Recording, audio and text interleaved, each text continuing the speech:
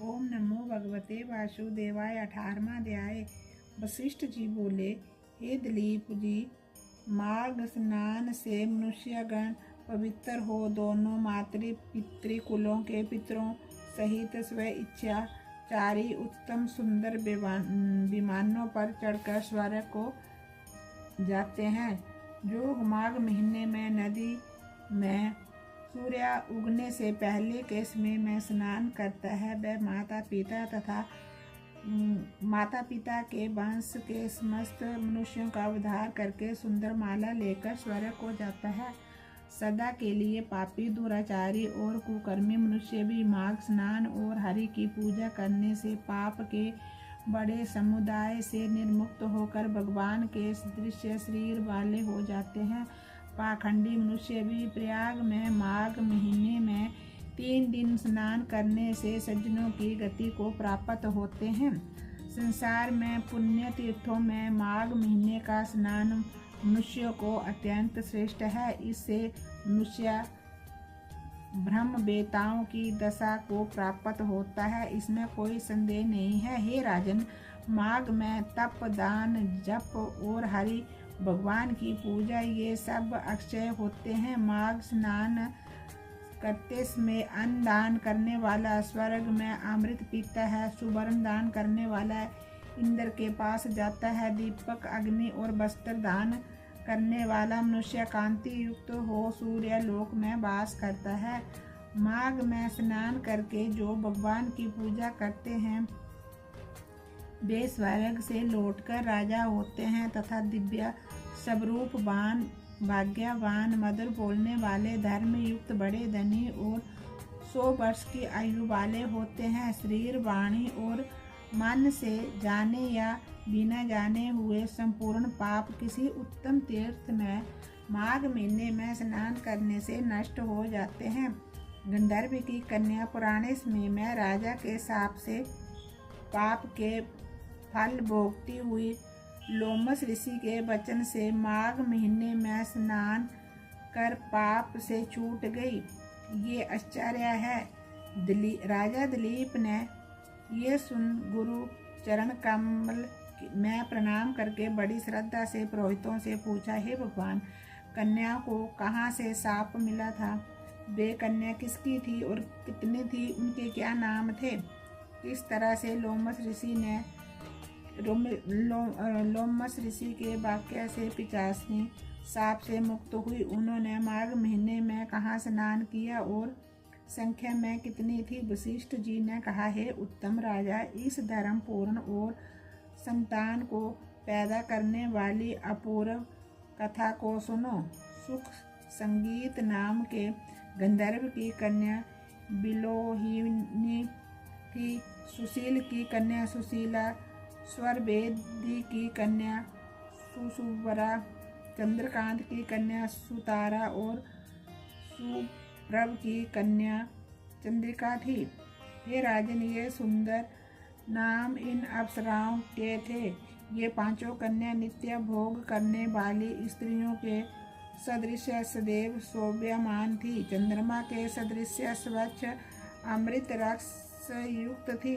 माता पिता की लाडली ये कन्या कुबेर के स्थान में विचरती थी। कौतुक से एक बार 5 मिलकर माघ महीने में एक जंगल से दूसरे जंगल में मंदार के फूल तोड़ती हुई गौरी की पूजा के लिए सुंदर जल वाले सरोवर पर गई। कमलों को लेकर के उज्जवल स्फटिक युक्त सरोवर में स्नान कर मौन धारण किए हुए उस स्थान के सुनहरी बालुओं से उन्होंने उमा की मूर्ति बनाई और चंदन, कपूर, कुमकुम और सुंदर कमलों से इस मूर्ति का भक्ति से पूजन करके ताल देकर के नृत्य करने लगी। जब ये कन्या